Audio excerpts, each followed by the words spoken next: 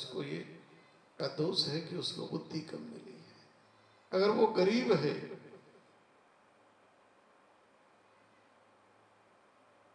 उसके जीवन में जो भी परेशानी है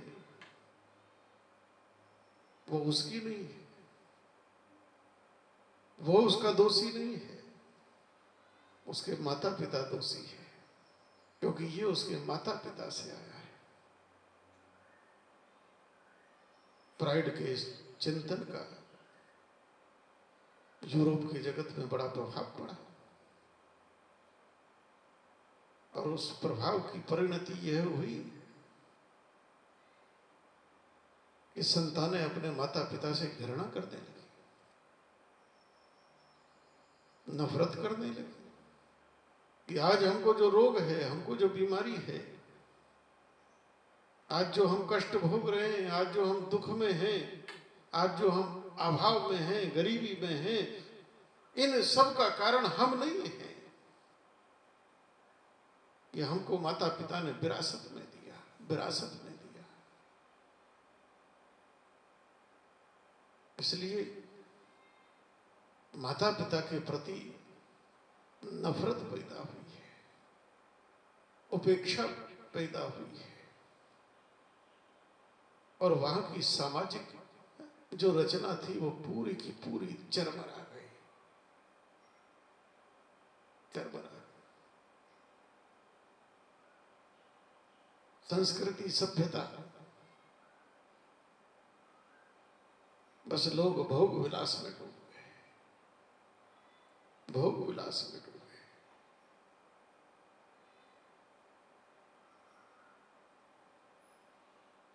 आज भी पारिवारिक रचना वहां नहीं है।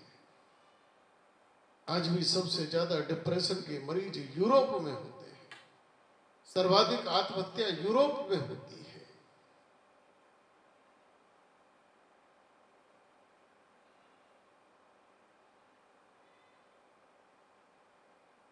आज भी यूरोप के जगत में आत्मा अनुशासन नहीं है, आत्म अनुशासन नहीं है, क्योंकि आत्म अनुशासन ये तो संस्कारों से पैदा होता है। देखने में लगता होगा कि बड़े डिसिप्लिन हैं, बड़े कायदे कानून हैं, बड़े समय की पंक्चुअलिटी है,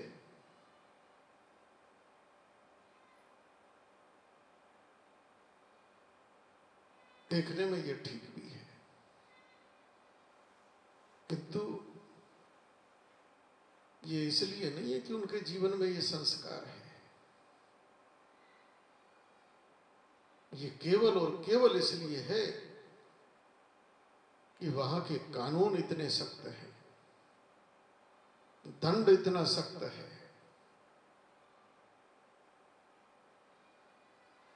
वहां पर सिफारिश नहीं है। गलत जगह थूक दिया, गंदगी डाल दी, केवल आप कैमरे में आने चाहिए। अगर आप कैमरे में आ गए तो आप पनिशमेंट होगा ही होगा। गलत गाड़ी चला रहे हैं, गलत गाड़ी पार्क कर दी और कैमरे में आ गया है तो आप होंगे, कुछ भी हो, आप वहां के प्रधानमंत्री चाहे क्यों ना हो, आप पर पनिशमेंट होगा ही होगा।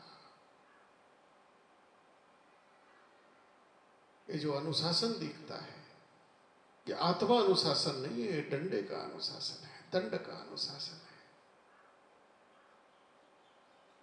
अगर 4 दिन को भारत जैसी स्वतंत्रता उनको दे दी जाए, भारत में सब स्वतंत्र है, अंग्रेजों के बाद हम पूरी तरह से आजाद हो गए, हमको पूरी आजादी है। हम चौराहे पर खड़े होकर चाहें तो प्रधानमंत्री 50 गाली बक दें, राष्ट्रपति को बक दें, कोई हम पर केस नहीं। हम कुछ भी कहते घूमे, और कुछ लोगों ने तो इस देश के अंदर ये धंधा ही बना लिया है,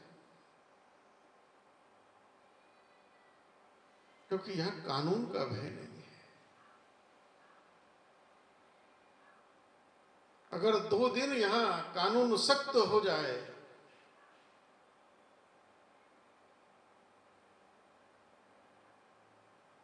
राजदंड उठ जाए तो देखो 2 दिन में ही हालत बदल जाएगी। जो जो आजादी हमको मिली हुई है,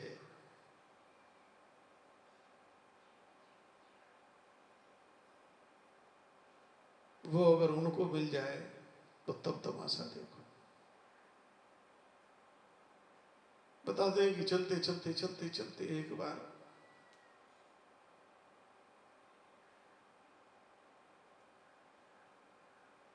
खाड़ी के देश जो बड़े विकसित हैं, तेल का पैसा है, वहां का एक कुत्ता घूमते घूमते भारत में आ गया तो भारत में ही टिक गया।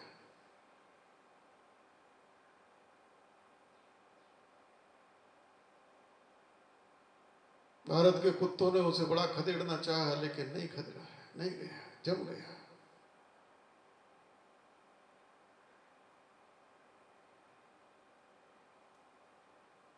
यहीं सूखी रोटी पर रहने लगा।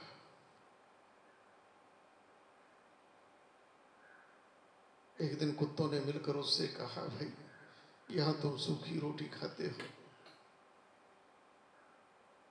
दिन रात हम भी तुम पर गुर्राते रहते हैं, फिर भी तुम यहां जमे हुए हो। तुम जिन मुल्कों के हो, वहां तुमको खजूर खाने को मिलते थे, ड्राई फ्रूट्स मिलते थे, बढ़िया बढ़िया पदार्थ, बढ़िया बढ़िया बिस्किट मिलते थे।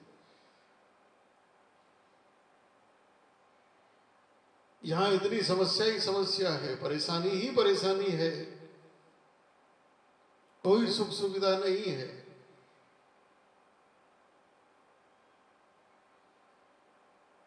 फिर भी तुम अपने मुल्क वापस क्यों नहीं जाते? वहां तो सारी सुविधाएं ही सुविधाएं। उसने कहा, बात तो तुम्हारी ठीक है, हमारे मुल्कों में सब प्रकार की सुविधा है, कोई असुविधा नहीं है, सारे भौतिक सुख साधन हैं।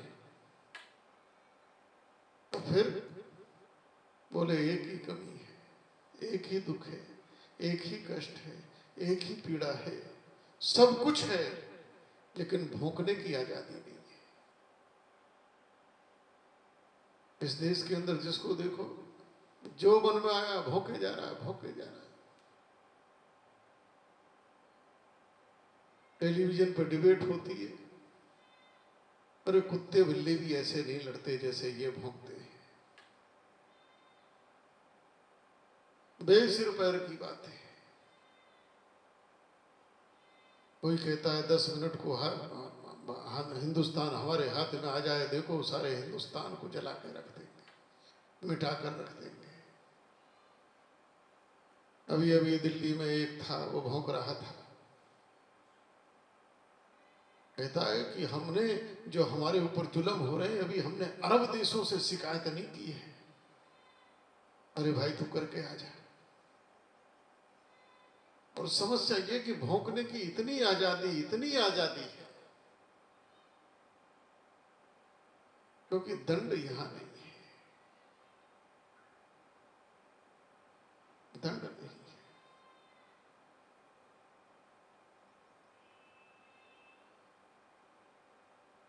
भारत की दुर्दशा का एक बहुत बड़ा कारण यही है कि कानून तो हैं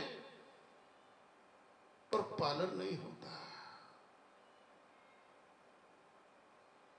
नहीं होता। आत्मानुशासन ये संस्कारों से आता है, संस्कारों से आता है। आत्मानुशासन विवेक से आता है, जो तीसरी फोर्स है, जो दोनों को बैलेंस रखती है। मन में दोनों प्रकार के विचार आएंगे, क्योंकि तीनों शक्तियां काम कर रही है। मन में बुरे विचार ख्याल भी आएंगे, नकारात्मक भी आएंगे और अच्छे सकारात्मक भी आएंगे, अच्छे सकारात्मक भी आएंगे।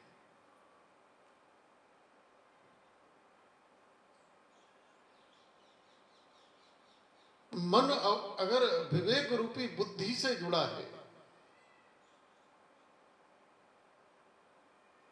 तो आपके विचार सुंदर, सुवासित, सुगंधित होंगे। क्योंकि विवेक रूपी बुद्धि वो सत्व गुण को महत्व देगी। आपके जीवन में फिर शुभ कर्म होंगे, अशुभ कर्म नहीं होंगे। उन शुभ कर्मों का फल जीवन में सुख होगा, आनंद होगा, संतुष्टि होगी, शांति होगी। लेकिन अगर विवेक रूपी बुद्धि कमजोर रही, छीन रही, तो जीवन में नकारात्मक रजोगुण तमोगुण इतने प्रबल होंगे कि चाह कर भी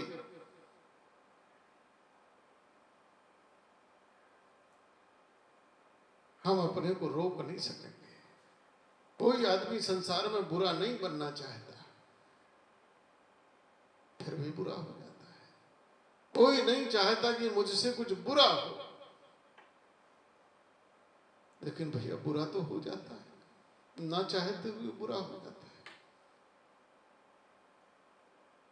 हम लोग कई बार जेलों में प्रवचन करने जाते रहते हैं, कैदियों के बीच में।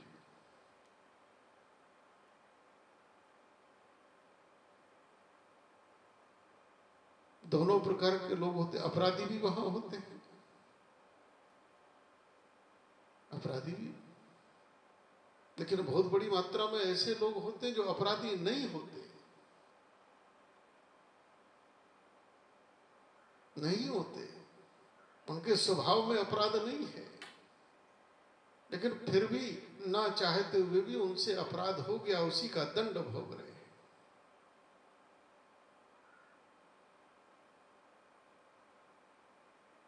मैं एक बार अलीगढ़ जेल में प्रवचन करने गया था। वहां के जेल अधीक्षक महोदय मिश्रा जी, उन्होंने 2-3 कैदियों से मिलाया। बोले ये उम्र कैद की सजा काट रहे हैं। हमने क्यों? बोले इन्होंने हत्या कर दी।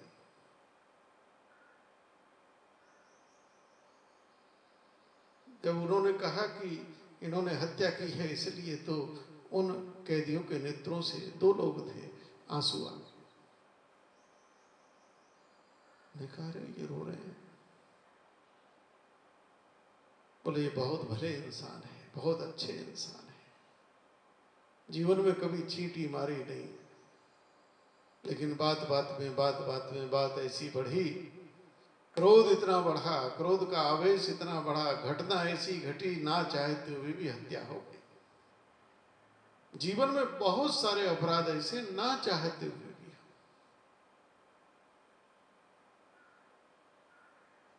मैं बुरा बनूं ये कोई नहीं चाहता, फिर भी बुरा हो जाता है।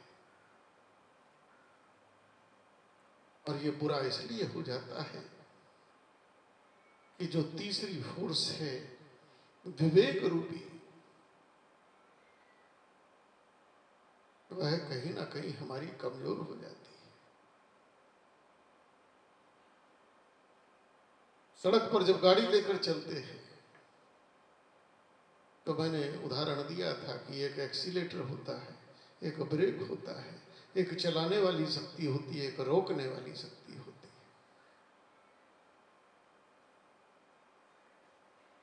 दोनों का अपना उपयोग है। जब खुली सड़क आती है तो सड़क पर बोर्ड लगा दिए जाते हैं, स्पीड 90 किलोमीटर, आराम से दौड़ो, कोई खतरा नहीं है।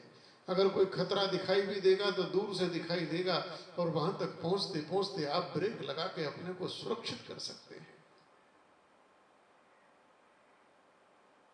खतरे से बचने के लिए आपके पास समय होगा, आप उस स्पीड को कंट्रोल कर सकते हैं। लेकिन जब कोई घनी बस्ती आती है, कोई गांव कस्बा आता है, पहाड़ी रास्ता आता है, मोड़ आते हैं, संकरा रास्ता आता है, तो सड़क पर बोर्ड लगा दिए जाते हैं कि स्पीड धीमी करो, धीरे चलो, यहाँ केवल 20 किलोमीटर की स्पीड से चलना है या 10 किलोमीटर की स्पीड से चलना है। क्यों? खतरे यहाँ भी हैं, यहाँ ज्यादा खतरे हैं। खतरे खुली सड़क पर भी थे, जहां तेजी से दौड़ रहे थे, लेकिन वहां खतरे से बचने के लिए आपके पास समय होगा। आप अपने गाड़ी को नियंत्रित कर सकते हैं, लेकिन घनी बस्ती में समय नहीं होगा। जब तक आप विचारेंगे तब तक तो घटना घट जाएगी।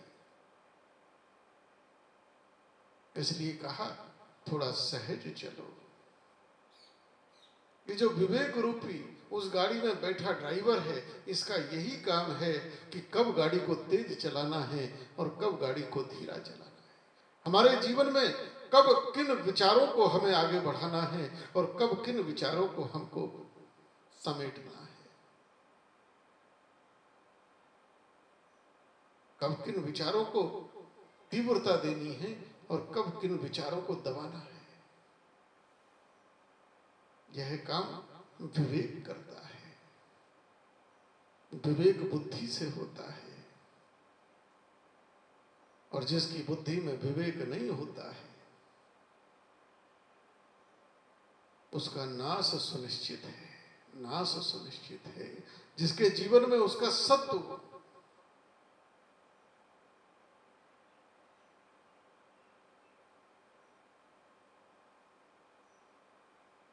क्योंकि शरीर की अपनी एक प्रक्रिया है। अगर आप आवश्यकता से ज्यादा भोजन कर लोगे, जितना भोजन शरीर को चाहिए, आज जरा स्वादिष्ट बना था, किसी पार्टी में थे, दावत में थे, किसी ने आग्रह कर करके अरे थोड़ा और खाइए, थोड़ा, किसी मेहमानी में गए, कहीं गए, थोड़ा और खाइए, थोड़ा और खाइए, अरे देखिए ये तो रह ही गया, और ज्यादा भोजन कर लिया। परिणाम क्या होगा? भोजन से तो स्फूर्ति आनी चाहिए, भोजन से तो शरीर में ऊर्जा आनी चाहिए। भोजन प्राण तत्व है, लेकिन शरीर में शिथिलता आएगी, आलस्य आएगा, प्रमाद आएगा, शरीर कुछ समय के लिए शक्तिहीन हो जाएगा। आदमी चारपाई पर लेटना चाहेगा, क्यों? क्योंकि जितनी अंदर की ऊर्जा थी, वह सारी की सारी ऊर्जा ये जो शरीर पर अतिरिक्त दबाव आ गया है, इस भोजन को पचाने में लग गई है। ऊर्जा परावर्तित हो गई है। जो शरीर के संचालन में लगनी चाहिए थी बराबर, वो सारी की सारी, जैसे किसी शहर में कभी दंगा हो जाता है तो आसपास की भी जो फोर्स होती है वो सब बुला ली जाती है, सारी की सारी ऊर्जा इधर लग गई। तो जीवन में, जीवन हमारा बहुत संतुलित चाहिए, संयमित चाहिए, नियमित चाहिए। अगर हम चाहते हैं कि हमारे अंदर के गुण संतुलित रहे,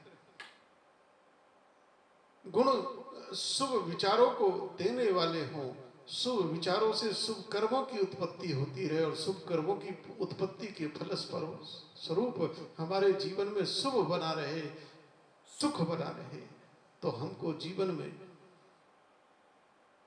अपनी दिनचर्या, अपना आहार और विहार, यह संतुलित करना पड़ेगा। हम कितना खा सकते हैं, यह चिंतन नहीं। कितना खाना चाहिए, कितना खा सकते हैं ये नहीं, कितना खाना चाहिए।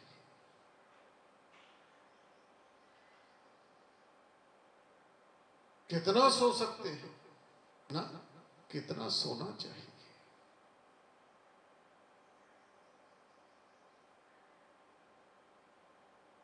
क्या खाना चाहिए और क्या खाना नहीं चाहिए, क्या करना चाहिए और क्या करना नहीं चाहिए, ये दोनों शक्तियां हमारे